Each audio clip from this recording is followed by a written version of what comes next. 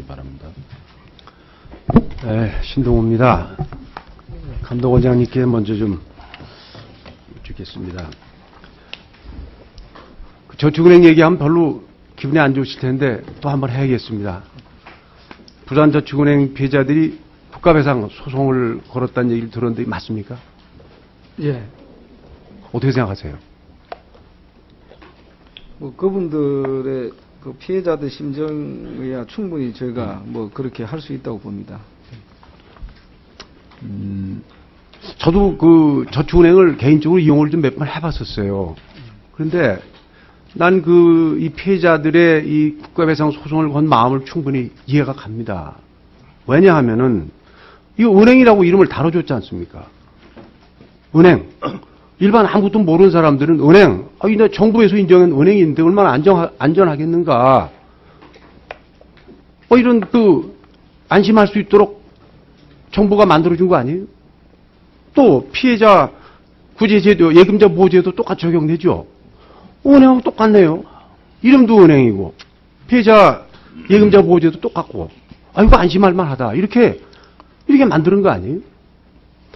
그 중국산 농산품 갖다가 말이죠. 이거 국산이라고 붙여놓으면은 큰 벌 받는 거 아시죠? 은행의 품격을 갖지 못한 금융기관에다가 은행이라고 붙여놓으면은 그거 방조한 거죠. 전 피해자들의 마음이 10분 이해가 가. 여기 언제부터 이렇게 불렀어요?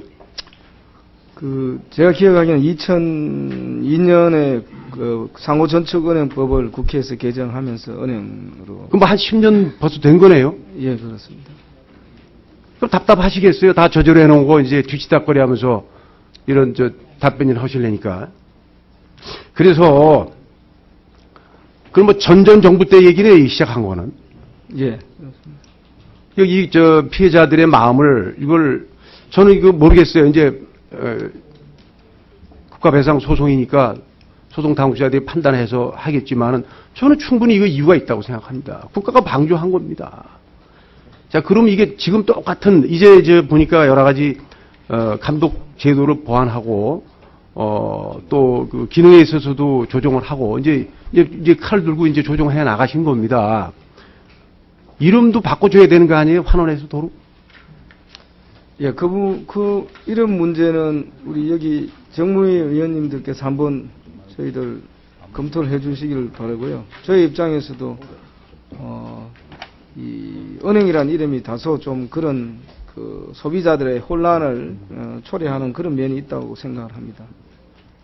그렇습니다. 제가 보기에는 이 은행 도로 바꿔야 할 것 같습니다. 원인이 드러났으니까 제거를 해야겠죠. 그리고 이제 벌써 한 20개가 구조조정을 들어갔는데, 자, 이제는 나머지 저축은행들은 믿어도 됩니까? 물론 위원님들 지금 뭐 저축은행을 둘러싸고 있는 여러 가지 제반 환경이 뭐 양호하진 않습니다. 이 부동산 시장이라든지 이 여러 가지 경제 여건이 나빠지기 때문에 대출을 받은 사람들의 그런 부채 상환 능력이라든지 대출 자산의 건전성이 뭐 그렇게 양호하게 돼가지 않는 상황이 맞습니다. 다만 아직까지 남아있는 저축은행들은 나름대로 리스크 관리를 좀 더 낮게 했기 때문에 남아 있습니다만 저희들이 좀 더 불실하게 되지 않도록 면밀하게 지금 점검을 하고 있고요. 만에 하나 그런 상황이 생기더라도 항상 상시 퇴출 제도가 이제는 도입돼서 그 방향에 따라 그렇게 정리를 할 그런 계획으로 있습니다. 물론 원장님께서 남은 저축은행은 앞으로 절대로 구조조정될 일이 없다 이렇게 얘기하시긴 어렵겠죠. 그러나 이젠 정말 감시를 철저히 하셔야 됩니다. 예. 네, 도피해 나가지 않도록. 오전에 조금 덜해서 우리 위원장님께 우리 은행 민영화 관계 제가 의견을 좀 다 시간이 짧아서 못 들었는데 한 번 더 해주겠습니다. 자, 이제 내일로 이제 마감이 되지 않습니까? 27일이 예, 그렇죠? 그렇습니다. 예. 만일에 말이죠. 이번에도 무산이 되면은 3번 무산되는 겁니다. 이게 가정을 하고 말씀드려 대단히 죄송합니다만 제가 거기에 대한 뚜렷한 소신이 있어서 그런 건데요. 만약에 이번에도 무산이 된다면 지금 빠른 민영화 때문에 계속해서 추진하셨지 않습니까? 3년째 무산이 되면은 다시 동일한 방법으로 추진하시겠습니까? 그것은 그 시장 상황과 여러 가지 우리 금융지 자체의 상황이 계속 변화하는 것이기 때문에 그때 상황에 따라서 판단해야 될 문제고, 그런 것을 모두 감안해서 공적자금관리위원회가 그때 이제 판단한 것입니다. 근데 이제 지난해 2011년도 말 그 만 원도 안 가던 주식이 그래도 금년에 들어와서 금년 6월 말에는 12,450원까지 네, 올라갔지 않습니까? 그렇습니다. 자료를 보니까. 예. 지금 다시 좀 떨어지긴 했습니다만은. 그렇다면 그 세 가지 목표 중에 또 하나가 공적자금 회수 극대화 아닙니까? 예. 그러면 지금 우리 가격이 오르게 해서 경영을 정상화해서 지분으로 이렇게 분할해서 매각하는 방법은 검토 대상이 안 됩니까? 그런 부분도 다 검토를 했습니다. 네. 검토를 해서 최종적으로 이제 그렇게 경영권 프리미엄을 받고 일괄 매각하는 것이 가장 최적 그 방법이다. 이렇게 이제 공적자금관리위원회에서 결론을 낸 사안이다 하는 점을 말씀드립니다.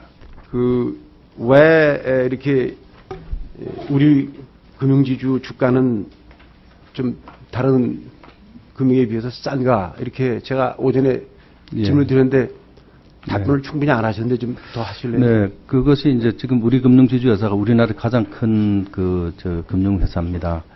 그런데 잘 아시는 대로 지금 경영이 그 예금보험공사의 MOU에 기초해서 운영이 되고 있습니다.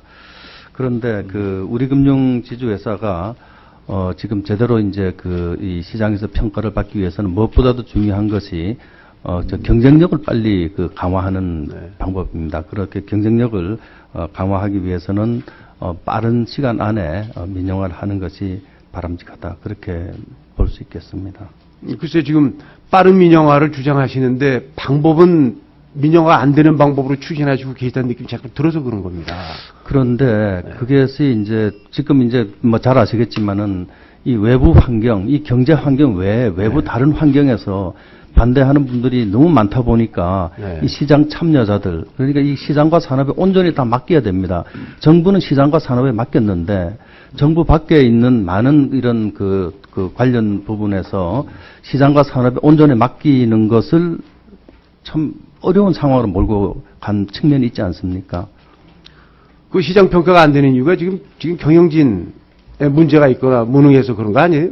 그렇게 보지는 않으세요? 글쎄 뭐 여러 가지 있겠습니다. 근데 우선 뭐 하나금융 같은 데 비해서 ROA가 뭐 절반도 안 되고, 그러게 말이죠. 그래서 이런 것이 왜 그러냐 하는 이런 문제제기를 할 수가 있는데, 여러 가지 이유 중에 하나가 이것이 이제 민영화가 돼서 경쟁력을 빠른 시간 안에 강화하면 이런 부분이 아무래도 해소가 부분적으로는 될 수 있을 거다 하는 것이 저희 기대입니다.